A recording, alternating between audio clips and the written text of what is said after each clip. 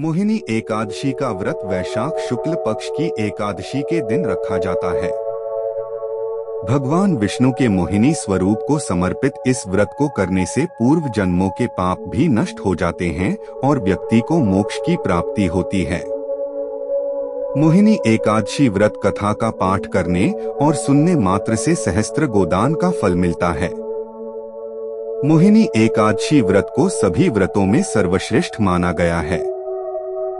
वैशाख मास के शुक्ल पक्ष की एकादशी तिथि को मोहिनी एकादशी का व्रत रखा जाता है।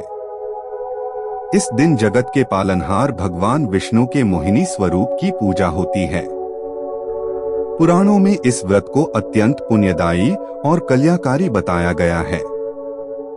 इस दिन पूरी श्रद्धा से व्रत रखने और कथा का पाठ करने से जीवन के सभी कष्ट दूर हो जाते हैं, पापों से मुक्ति मिलती है और मोक्ष की प्राप्ति होती है।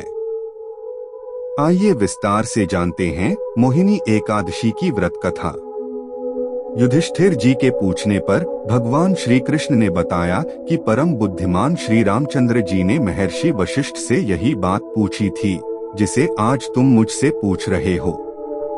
भगवान श्री राम जी को वशिष्ठ जी ने बताया कि वैशाख मास के शुक्ल पक्ष में जो एकादशी होती है, उसका नाम मोहिनी है।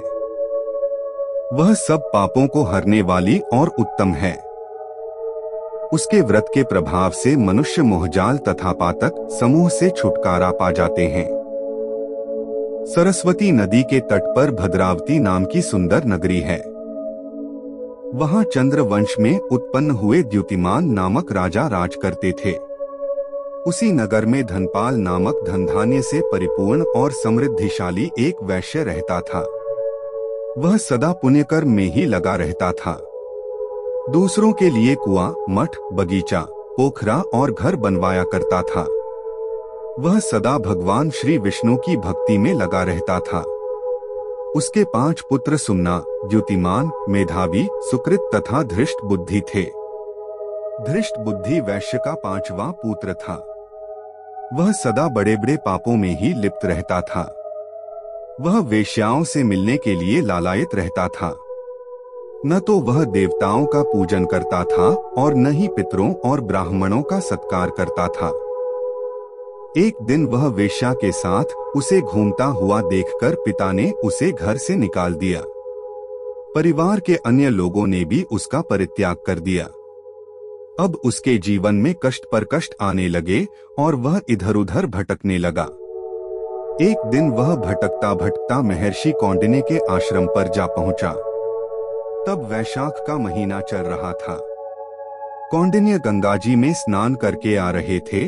तभी धृष्ट बुद्धि उनके पास गया और हाथ जोड़ बोला, ब्राह्मण श्रेष्ठ, मुझ पर दया करके कोई ऐसा व्रत बताइए जिसके पुण्य के प्रभाव से मेरी मुक्ति हो जाए। कौंडिन्य जी बोले कि वैशाख के शुक्ल पक्ष में मोहिनी नाम से प्रसिद्ध एकादशी का व्रत करो।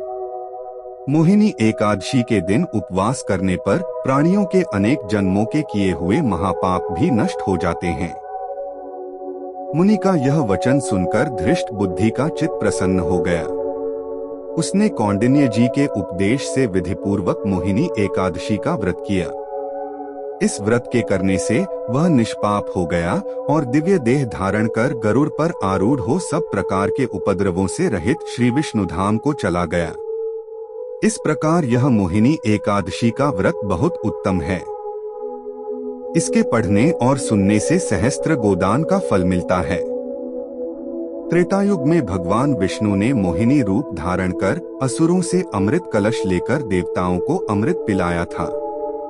महर्षि वशिष्ठ के सुझाव पर भगवान राम ने भी अपने कष्टों को दूर करने के लिए यह व्रत किया था।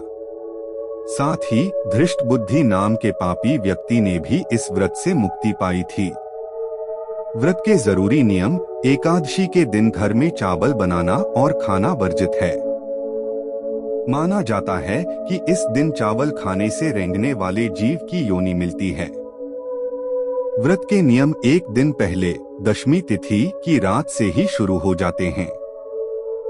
दशमी की रात को भारी भोजन न करें। यदि आप निर्जला बिना पानी व्रत नहीं कर सकते तो फलाहार, फल, दूध, कूटू, सिंघाड़ा ले सकते हैं। नमक में केवल सेंधा नमक का प्रयोग करें। दिन सात्विक विचार रखें, किसी की बुराई न करें और क्रोध से बचें। एकादशी के दिन तुलसी के पत्ते नहीं तोड़ने चाहिए। पूजा के लिए पत्ते एक दिन पहले ही तोड़कर रख लें। अगले दिन द्वादशी को शुभ मुहूर्त में ब्राह्मण को दान दक्षिणा देने के बाद ही व्रत खोलें।